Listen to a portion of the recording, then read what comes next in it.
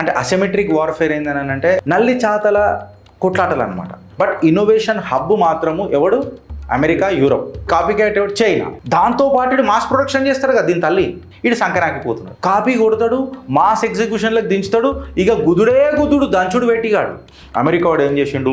Electric cars తీసుకొద్దామని చెప్పి చేసేది. అరే మామ ఒక పని చేయరు అని అన్నాడు చైనీస్ వాళ్ళు. అల్లది అంటారు కదా, ఉన్నాను షిషినా ఓ డిజైన్ తీసుకుంటున్నారు, ఇనిషియల్ మార్కెట్ లాంచ్ చేస్తున్నారు, వెస్టర్న్ R&D కాపీ కొడుతున్నారు, కంప్లీట్ ఆటోక్రటిక్ ఎగ్జిక్యూషన్ తీసుకొస్తున్నారు, వెస్టర్న్ R&D తొక్కి పడదోపి రేడు కాడికి. ఇవాళ చైనీస్ డ్రోన్లు ఏవైతున్నాయో చూడు, DJI డ్రోన్లు అంటాం, US పోలీసు వాళ్ళు కూడా వాడుతున్నారు. ఈ ఘోరంతున్న చిప్పు దీని అమ్మ జీవితం మొత్తం కంప్యూటర్ నడుపుతున్నది. అంటే ఈడు కంప్లైంట్ ఇచ్చి ఆడి కంప్లైంట్ యాక్షన్ తీసుకొని కోర్టుకు పోయి అవన్నీ చేసి అది ట్రంప్ దృష్టికి వచ్చే లోపల ఈడు పోతాడు, లాబీ చేస్తాడు, ఆడ మాట్లాడతాడు, గోల్ఫ్ కొట్టేటప్పుడు పొక్కల పడదా లేదా చూసుకుంటాడు కదా. అయిపోయా. ద ఆర్కిటెక్చర్ ఆఫ్ డామినెన్స్ భారత్లో కూడా ఉంటుంది. ఎందుకు చెప్పాలన్నా, అమెరికాలో చిల్లరగాళ్ళు ఉంటే మన దగ్గర చిల్లర మ్యాక్స్ ప్రోలు ఉన్నారు. ఒక అసిమెట్రిక్ వార్ఫేర్ జరుగుతుంది. అంటే అసిమెట్రిక్ వార్ఫేర్ ఏందని అంటే వార్ అనేది, యుద్ధం అనేది సిమెట్రిక్గా జరుగుతుంది. ఇప్పుడు నార్మల్గా ఏముంటుంది, నేను మా హరీష్ కొట్లాడుకోవాలనంటే మేము తమాషా చేస్తున్నావు అరాబాయ్ అని ఒక డైలాగ్ కొడతా, నువ్వు తమాషా చేస్తున్నావు నన్నే అంటావురా అని చెప్పి మొదలవుతుంది. దాని తర్వాత పచ్చకడ గుద్దుడు, ఈ గుద్దుడు, దాని తర్వాత కట్టెలు చేతుల చైర్లు అది ఇది. సో అది పక్కకు పెడదాం. జనరల్ ఇది normal war. But asymmetric war ఎట్లుంటుంది? హాయ్ హరీష్ బాగున్నావా, ఏం చేస్తున్నావు హరీష్, ఓకే అని చెప్పి మనోడు ఏదైనా కళ్ళద్దాలు పెట్టుకున్నాడు అనుకో, అందులో పాయింట్ అద్దాలు ఎక్కువ జర పెంచేసి మనం పెట్టినాం అనుకో, అప్పుడు ఏమైతుంది, ఆడ కళ్ళు ఖరాబ్ అవుతాయి. ఆడ అన్నం తింటున్నాం అనుకో, వాళ్ళు జర మిరపకాయలు ఎక్కువ వేసినాం అనుకో, అందుకే రేపు పొద్దుగా లేవని కక్కుడు కళ్ళకు లేస్తుంది. ఇది అసిమెట్రిక్ వార్. అంటే నల్లి చాతలు అని అంటారు చూడు, నల్లి చాతల కొట్లాటలు అనమాట.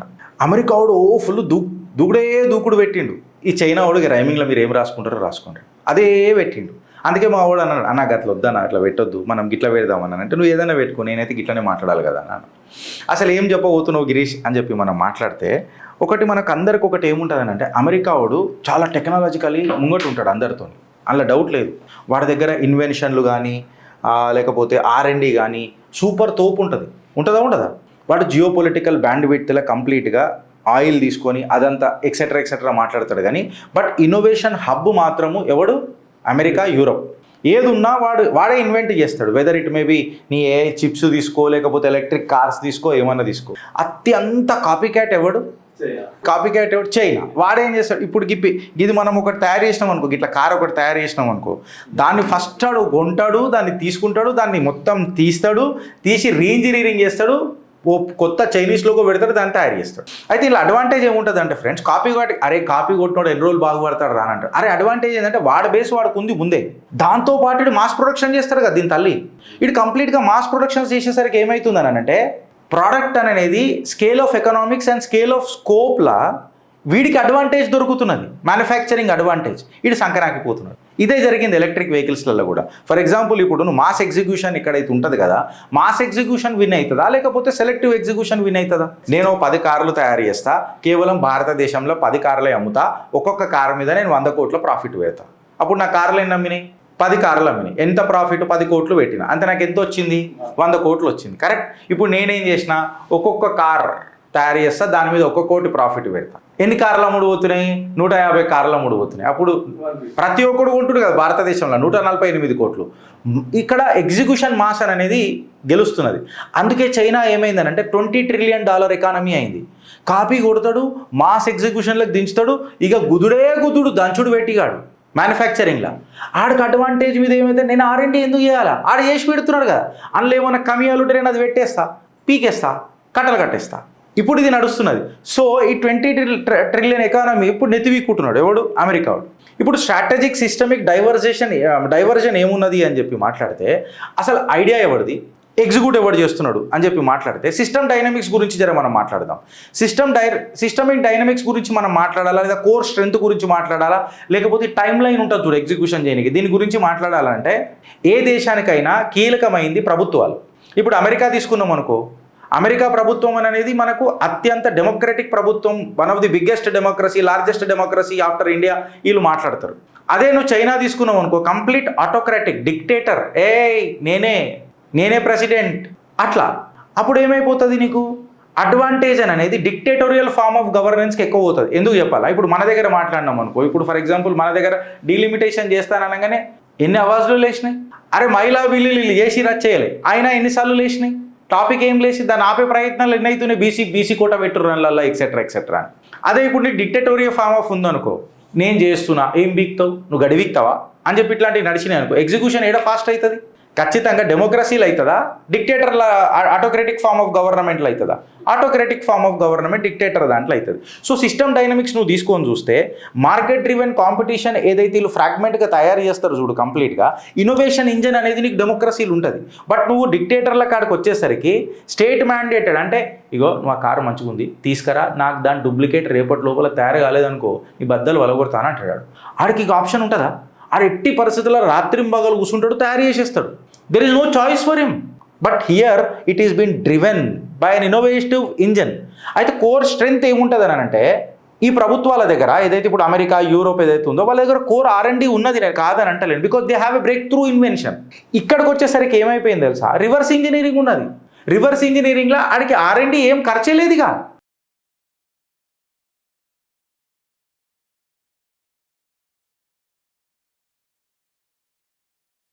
అరే ఇది కాంపోనెంట్ గిట్లున్నా దీనికి ఇట్లా చేస్తే ఏమైనా అవుతుందా, కాదు కొట్టు చాప్ కొట్టు కథం. సో రివర్స్ ఇంజనీరింగ్కి కాస్ట్ ఏడు ఉంటుంది, మాస్ రెప్లికేషన్ అవుతుంది తర్వాత. ఎందుకంటే మాస్ ప్రొడక్షన్లోకి వెళ్ళిపోగానికి ప్రాఫిట్ వస్తుంది కదా.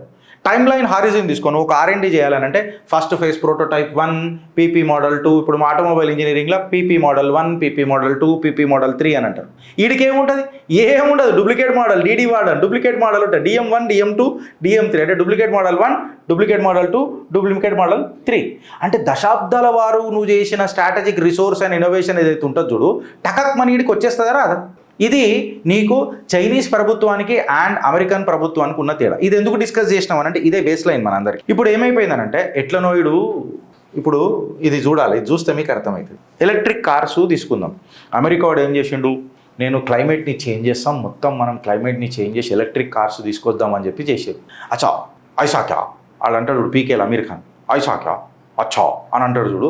ఈడు ఏం చేసిండు చైనా వాడు డైరెక్ట్గా ఎలక్ట్రిక్ కార్లా, అరే మామ ఒక పని చేయరు అని అన్నాడు చైనీస్ వాళ్ళు. అల్లది అంటారు కదా, ఉన్నాను శిషినా పో అని అంటాడు జాతిరత్నాలు వాళ్ళు అంటారు, అట్లా అనేసిండాడు. అనగానే దాని అర్థమైంది, లిథియం ఎక్కడెక్కడ దొరుకుతుందో దాన్ని మొత్తం తవ్విపెట్టు, కొబాల్ట్ ఏడెక్కడ దొరుకుతుందో దాన్ని తవ్విపెట్టు, ఈవెన్ ఆఫ్రికన్ కంట్రీలు కూడా వదలకు. అట్లనే గ్రఫైట్ ఎక్సెట్రా అయితే మొత్తం దేశాలలో రేర్ ఎర్త్ మినరల్స్ ఉంటుంది చూడు, అదంతా నువ్వు తవ్విపెట్టు.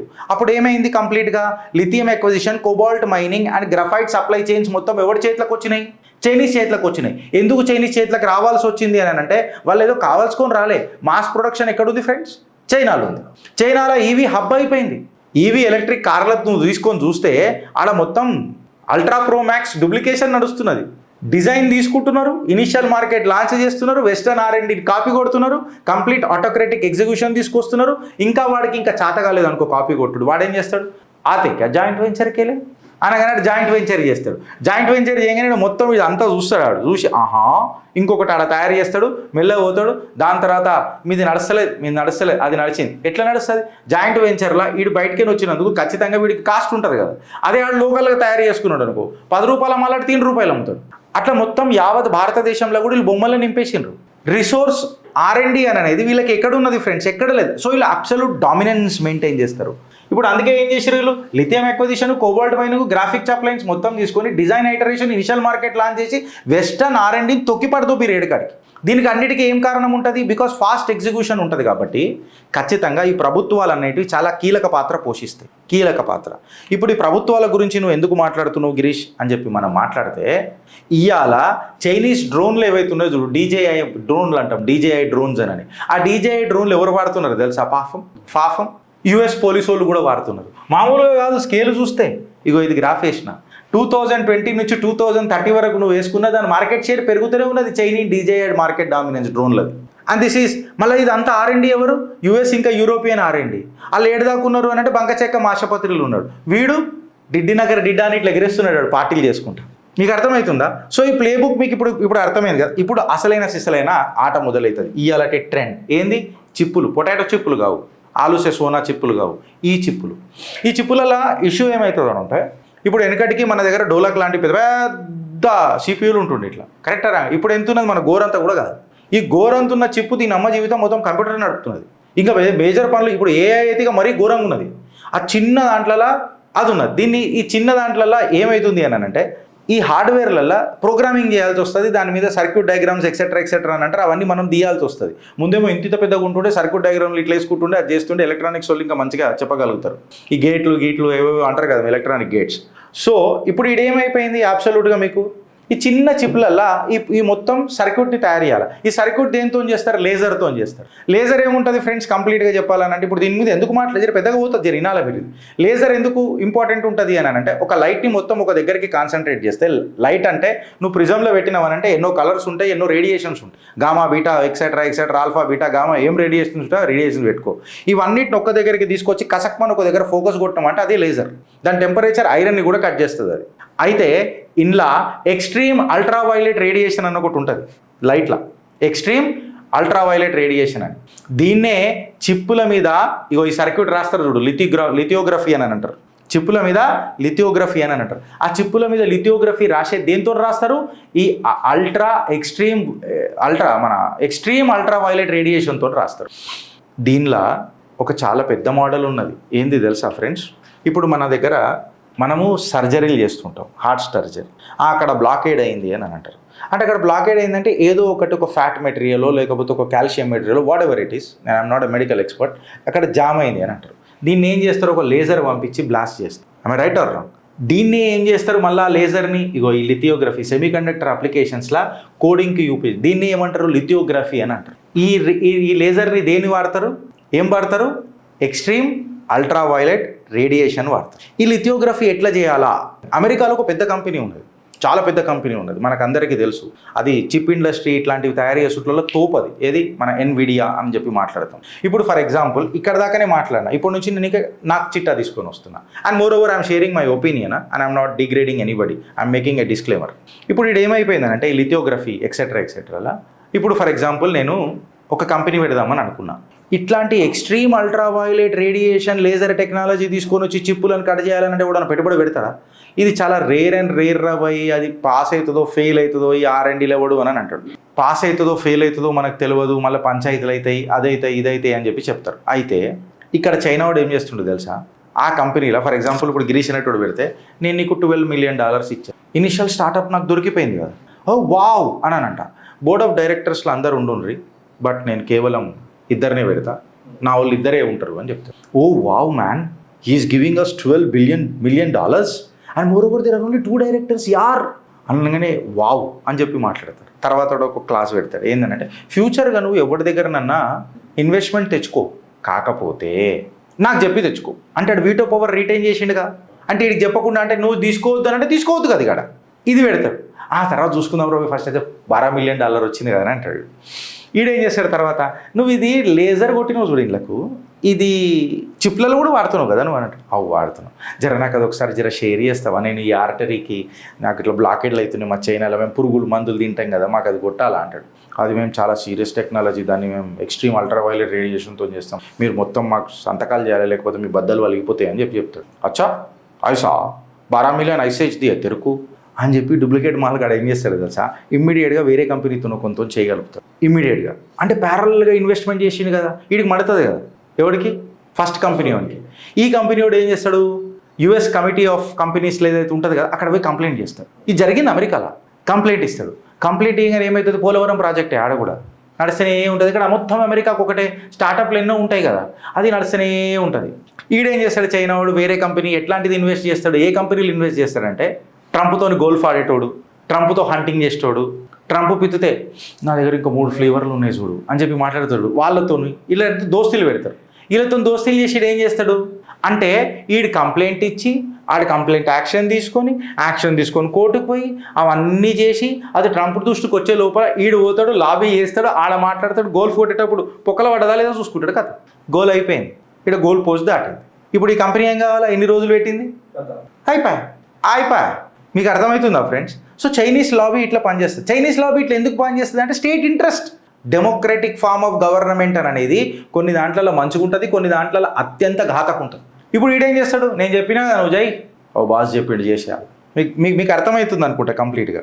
సో ఈ కంప్లీట్గా ఏదైతే ఉంటుందో చూడు, ఈ స్క్వీజ్, ఈ ట్రాప్, ఈ షాడో ప్లే, ఇదంతా చైనీస్ గవర్నమెంట్ గట్టిగా చేస్తుంది. సో అమెరికా యొక్క దూకుడుని వీళ్ళు ఏం చేస్తారు, అమెరికా యొక్క దూకుడుని కంప్లీట్గా పండబెట్టేస్తారు. మీరు రైమింగ్లో ఏం పెట్టుకుంటారో పెట్టుకోర్రి, వీళ్ళు ఏం చేస్తారు అని చెప్పి మాట్లాడితే ఇక్కడ యూఎస్ స్టార్టప్ కూడా ఉంటాడు, మీకు అదే చెప్పిన.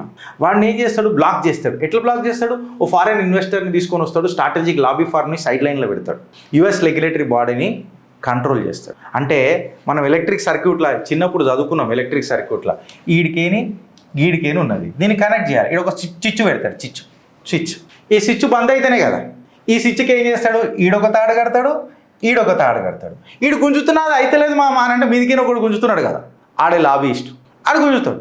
మీకు అర్థమవుతుందా friends? So weaponising democratic infrastructure by an autocratic form of government. So sometimes too much of democracy is not needed for the country to upgrade. This is the scenario. ఇప్పుడు ఈ algorithmic infiltration ఏదైతుందో చూడు local, ఇప్పుడు ఇది ఏమైపోతుంది అంటే ఇట్లాంటి startup న్యూస్లు అన్నీ ఏమవుతాయి, అవన్నీ లోకల్ న్యూస్లలో వస్తాయి. అమెరికా ఎట్లయిపోయింది, మన దగ్గర కూడా two much of national news ఎక్కువైపోతుంది. ఆ two much of national news మన లోకల్ న్యూస్లలో లోకల్ ఏం జరుగుతున్నది అనే సందర్భాన్ని ఎవడు బయటికి తీసుకురాడు. అండ్ మోర్ ఓవర్ ఇంకా అమెరికాలో దరిద్రమైంది తెలుసా, దండయాత్ర. ఈ లోకల్ న్యూస్ ఏదైతే నడుస్తుంది చూడు మొత్తం అమెరికాలో, ఇదంతా ఈ అమెరికాలో లోకల్ న్యూస్ నడిపేది అంతా ఎవడో కాదు, చైనాలో కూర్చున్నాడు. మళ్ళీ వాడి దగ్గర ఏఐ బాట్ ఒకటి ఉంటుంది, ఆ ఏఐ బాట్లో లోకల్ న్యూస్ వేస్తుంటాడు. ఈడేం చదవాలనుకున్నాడు వాడే నేర్పుతున్నాడు లోకల్ వాళ్ళకు. సో ఆబ్వియస్గా అమెరికన్స్ ప్రో చైనీసే ఉంటారు. అందుకే పోలీసు వాళ్ళు డీజే డ్రోన్లు వాడుతున్నారు. అమెరికాకే ఈ పరిస్థితి ఉంటే మళ్ళీ గిరీష్ భారత్లో ఏమున్నది అని చెప్పి మాట్లాడితే ద ఆర్కిటెక్చర్ ఆఫ్ డామినెన్స్ భారత్లో కూడా ఉంటుంది. ఎందుకు చెప్పాలన్నా, అమెరికాలో చిల్లరగాళ్ళు ఉంటే మన దగ్గర చిల్లర్ మ్యాక్స్ ప్రోలు ఉన్నారు. సో టెక్నాలజీ అనేది న్యూట్రల్ ఉండొచ్చు, బట్ ఎగ్జిక్యూషనే మాస్ సిస్టమ్స్కి ఎప్పుడైతే వస్తుందో చూడు అది అసిమెట్రిక్ అవుతుంది ఫ్రెండ్స్. సో గ్లోబల్ రెగ్యులేటరీ ఏదైతే ఉంటుందో చూడు అదేననేది ఏడు వరకు డిఫెన్సివ్ ఉంటుంది, ఏడు వరకు అఫెన్సివ్ ఉంటుంది అనేది మనం అందరం ఆలోచించాలి. భారత్ మీద కూడా ఒక జరుగుతున్నది. నేను ఎప్పుడైనా ఒక బేస్ క్రియేట్ చేస్తా ఫ్రెండ్స్, బేస్ తర్వాత మాట్లాడతా. ఇవాళ ఒక బేస్ క్రియేట్ చేసిన, how the next war would be. Bharat మాతాకి జై.